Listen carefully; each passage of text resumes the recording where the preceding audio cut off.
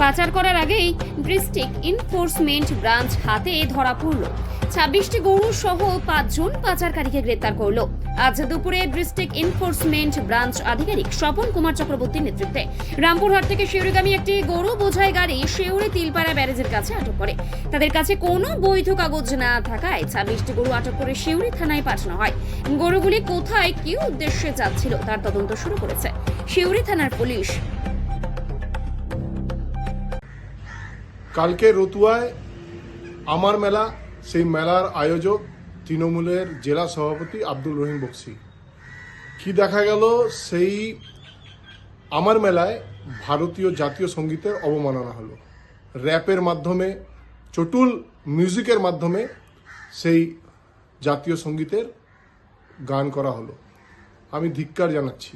শিক্ষার অভাব ছাড়া এই ধরনের কাজ করা যায় না। ভারতীয় জাতীয় সঙ্গীত, জাতীয় পতাকার একটা প্রোটোকল আছে, একটা নিয়ম আছে। নির্দিষ্টভাবে দাঁড়িয়ে সম্মানজনকভাবে জাতীয় সঙ্গীত, জাতীয় পতাকার সম্মান করা হয়। তো এটা আমার মনে হয় এটা শিক্ষার অভাব, যারা আয়োজক তাদেরও শিক্ষার অভাব। আমি প্রশাসনকে বলছি এর বিরুদ্ধে অবশ্যই একটা পদক্ষেপ নেওয়া উচিত। জাতীয় পতাকার অবমাননা আমার পুরো দেশের অবমাননা। এটা শুনে আশ্চর্য হয়ে গেলাম, জাতীয় সঙ্গীতকে নিয়ে এরকম যে ছিনিমিনি খেলছে, ছেলে খেলা চলছে, এর তো একদম অপরাধ, একদম রাষ্ট্রদ্রোহিতার অপরাধ। এটা জাতীয় সঙ্গীত, এটা বাংলাদেশ হয়ে যায়নি যে জাতীয় সঙ্গীত রচয়িতা বা জাতীয় সঙ্গীতকে নিয়ে আমরা যা ইচ্ছা তাই করবো। এগুলো এখানে চলবে না। আমি খুব মর্মাহত হয়েছি এই ঘটনাটা দেখে। যারা গান করেছে বা যিনি করেছেন তার সাথে সাথে যারা দেখেছে তারাও দেখছে হাততালি দিচ্ছে। এটা কোন দেশ? এটা কী চলছে এখানে? এরকম চললে তো আমাদের রাষ্ট্রীয় বিপন্নতা খুব শীঘ্রই হয়ে যাবে, যা দেখছি আমরা।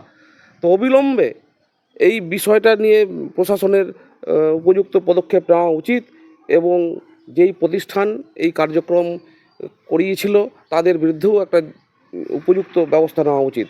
এবং যারা যারা এই সাথে জড়িত তারাও প্রত্যেকেই কিন্তু অপরাধী আমি মনে করি। এবং যারা এই বিষয়টা দেখার পর নিশ্চুপ হয়ে আছেন তারাও কিন্তু অপরাধী, আমার এটা মনে হয়। বলছি একটা শিক্ষা প্রতিষ্ঠান, সেই শিক্ষা প্রতিষ্ঠানের বার্ষিক অনুষ্ঠান, সেখানে এইভাবে র্যাপ সং চালানো, কি দেখছেন? সেটাই তো শিক্ষার আমাদের এখন কি হাল, কি দুর্দশা যে শিক্ষা প্রতিষ্ঠানে জাতীয় সঙ্গীতকে নিয়ে এইভাবে অবমাননা করা, অমর্যাদা করা, একদম পপ স্টাইলে রক স্টারের মতো সেই গান করা। এত তো গান আছে, তাকে নিয়ে করুক না, জাতীয় সঙ্গীতের উপর কেন নজর তাদের?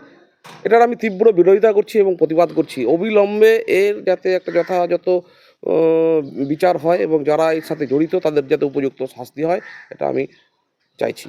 আপনার নাম? দীপক চট্টোপাধ্যায়।